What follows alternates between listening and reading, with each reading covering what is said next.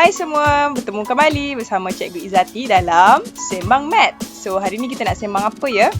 Kita nak sembang tentang bab 3 Mat tingkatan 4. So, bab 3 ni adalah sistem persamaan. So, soalannya adalah, sama ke dengan persamaan linear serentak yang kita belajar di tingkatan 3 sebelum ni? So, kalau nak tahu sama ke tak, jom kita tengok satu persatu. Untuk soalan bab 3, asas mat yang kita perlu gunakan adalah kaedah penggantian dan juga kaedah penghapusan, sama seperti apa yang kita belajar di PT3 sebelum ni.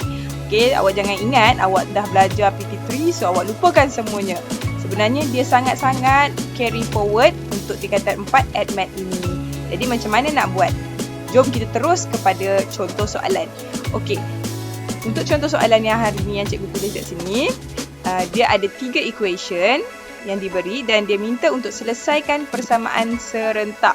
Jadi kalau ikut daripada kaedah yang cikgu ajar dulu, kita guna kaedah kata kunci, asas mat dan trik soalan.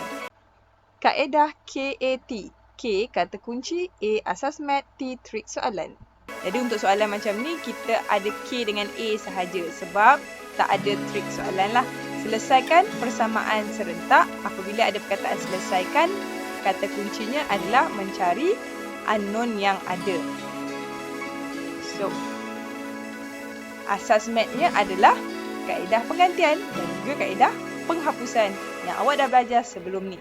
So, untuk soalan ni, cikgu tunjukkan sikit jalan kira kita menggunakan kaedah penghapusan.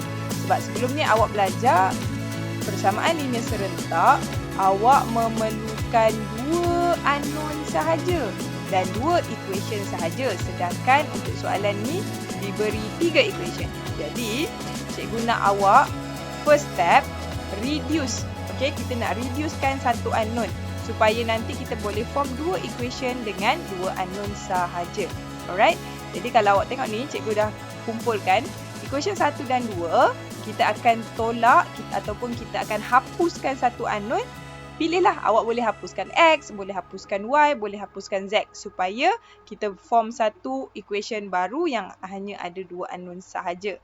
Dan yang kedua, awak kena buat benda yang sama tapi untuk equation yang berbeza. So, kita ambil equation 2 dan equation 3 pula. Jangan awak terbalikkan pula. Awak hapuskan 1 dan 2, lepas tu awak guna equation yang sama juga untuk hapuskan lagi sekali. So, kita punya kerja dah tak betul. Alright, macam mana step dia?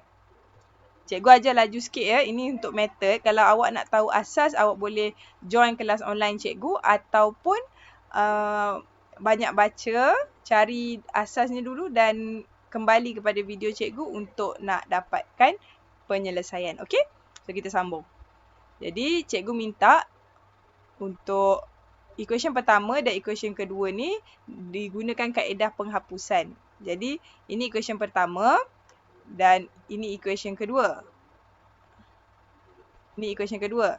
Jadi nak hapuskan, kita tengok kalau equation pertama dengan equation kedua, kalau nak hapuskan 10x, kita kena pastikan dua-dua ni mempunyai nilai yang sama. Oleh disebabkan itu, cikgu darabkan equation pertama ni semuanya dengan 2. So 5x kena darab 2, 10y darab 2, 15z kena darab 2, 32 ini pun kena darab 2. And awak boleh dapat equation baru. Okey, cikgu namakan dia sebagai equation pertama juga tapi ada star sikit. Apa nak buat dengan equation pertama ni? Bila kita dah samakan yang unknown yang kita nak hapuskan ini, x dengan x, kita boleh terus fikirkanlah. Kalau dua-dua positif, kita akan gunakan kaedah penghapusan cara tolak. Kalau dia positif dengan negatif, kita guna kaedah tambah 2 equation. So, equation pertama dan juga equation kedua ditolakkan, kita akan hasilkan equation yang keempat. Kenapa yang keempat? Sebab yang ketiga sudah diberi. Okay, kita punya equation baru dinamakan sebagai equation keempat. Okay, bila awak dah dapat equation keempat, terus proceed kepada equation kedua, tolak equation ketiga supaya awak mendapat equation yang kelima. So, ini cikgu minta student cikgu waktu kelas online untuk buat. Okay. So, kita boleh tengok kat sini. Equation pertama, kedua dan equation ketiga setelah ditolakkan, kita dapat negatif 5y tambah 10z is equal to 10. Dan apabila awak dapat equation keempat dan juga equation kelima, apa yang awak boleh buat dekat sini adalah guna kaedah yang sama macam tadi, penghapusan. Okey.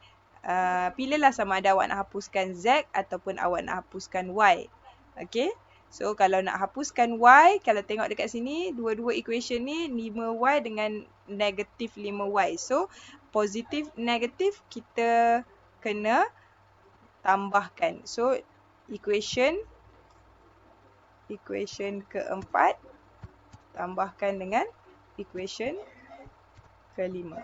So, awak boleh dapatkan Z. Bila awak dah minus dan hapuskan Y, awak boleh dapatkan Z. Kemudian masukkan nilai Z ke dalam equation salah satu 4 dan 5 supaya kita dapatkan Y.